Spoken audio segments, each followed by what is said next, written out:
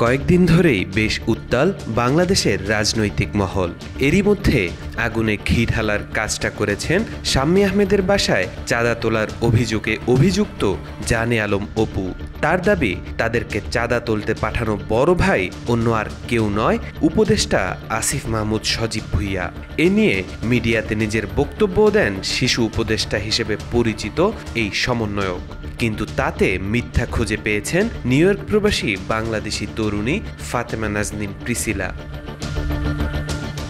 শুক্রবার তার verified Facebook পেজে তিনি একটি পোস্ট দেন। সেখানে তিনি লিখেন, আপনি কোথায় যান, কখন যান, মাঝরাতে না শেষ রাতে, হাঁস খান না ডিম খান, এসব জানানো লাগে তখনই যখন আসল কিছু আড়াল করতে হয়। সরাসরি বলা যেত তদন্ত করুন, প্রমাণ পেলে ব্যবস্থা নিন। কিন্তু প্রশ্ন হলো, কে করবে সেই তদন্ত? তারপরেই তিনি আবার লিখেন, কোনোদিন শুনেছেন কোনো সাংবাদিক কোনো নেতাকে প্রশ্ন করেছে আপনি চাঁদা খান কিনা, আর নেতা উত্তর দিয়েছে, না আমি চাঁদা খাই না, শেষ রাতে হাঁসের মাংস খাই।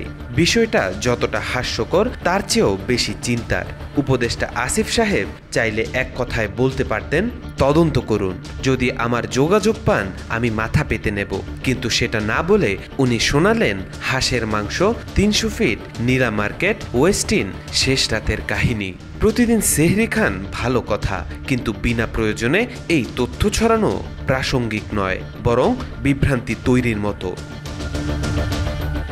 তারপরেই চাঁদার বিষয় তুলে প্রিসিলা আবার লিখেন, একজন উপদেষ্টা যিনি নিজের গার্ড নিয়ে চলেন, সরকারি গাড়ি আছে, তিনি কিনা এত দামি গাড়ি ফেলে একা হাঁস খেতে বের হন, এটা অন্তত আমার কাছে বিশ্বাসযোগ্য না।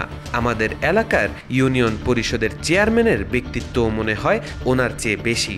উনি চাঁদা খেয়েছেন না চাঁদা ওনাকে খেয়েছে এটা প্রমাণ করা যাবে না, কিন্তু সন্দেহ থেকে যাবে।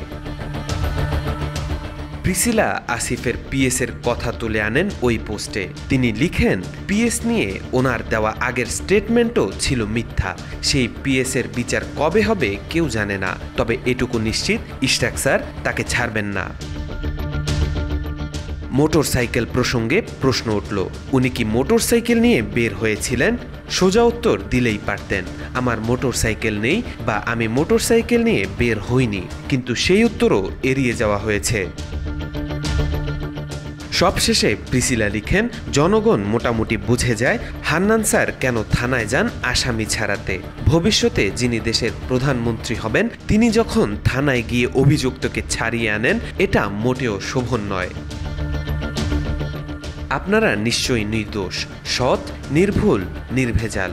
এ কথা জনগণ একসময় বিশ্বাস করেছিল, কিন্তু বিশ্বাস ভাঙা একবার শুরু হলে সেখানে আর হাঁস ডিম দিয়ে আড়াল করা যায় না। তাওফিকুল ইসলাম, আজকাল।